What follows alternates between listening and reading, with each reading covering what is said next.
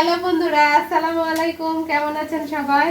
আশা করি অনেক অনেক ভালো আছেন। আজকে এই যে সন্ধ্যার সময় ধনিয়ার চপ বানাচ্ছি আর একটু বেগুন কাটতে লাগছি। বেগুনে দেখতেছি যে পোকা, তার পোকা অংশ কেটে ফেলে দিয়ে এই যে এইভাবে কেটে নিছি। বাজারে খালি হাইব্রিড বেগুন, দেশি বেগুন নিতে দেয়, এই যে পোকা বেগুন নিয়েছে। কি আর করার, এগুলাই চপ বানাই।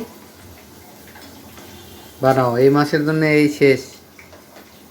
সামনে রমজান মাস আসতেছে, আরো ভাজা পোড়া হবে। দাঁড়াও, তোমার শুদ্ধ ভাজবো, তোমার টাকা ভাজবো, মানে তোমার তার ভাজা যাবে না, তোমার টাকা ভাজবো।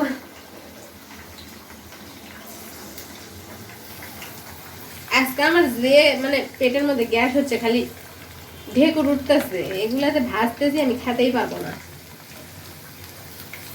সুন্দর হচ্ছে, সুন্দর হচ্ছে, কিন্তু তেল দেখে তো কষ্ট লাগতেছে। আমাদের গ্রামের স্ট্যান্ডে এরকম আমি ভাজা দেখছি।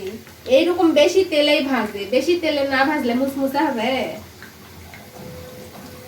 তাই বলে এতগুলা তেল ঢালতো? ফ্রাই প্যান অল্পতেই হয়ে যায়। তেল তো যা ঢালিছি তাই থাকাই যাবে, ফ্রাই প্যান। তেল তো এখন ওই ভাজার কাজে ইউজ হচ্ছে, কিন্তু তেল থাকাই যাবে ওইটা। দেখো খালি তুমি, তোমার তেলের চিন্তায় আবার তেলের মধ্যে দুটো বেগুন দিয়ে দিলাম। তেলগুলা উসুল করে নাও। হ্যাঁ, উসুল করে নি। আমি পিঠা ভাজবার লাগলে একসাথে 3টা 4টা পিঠা দিয়ে দিই, কাজটা দ্রুত হয়, আবার ওই তেলেই কাজ হয়।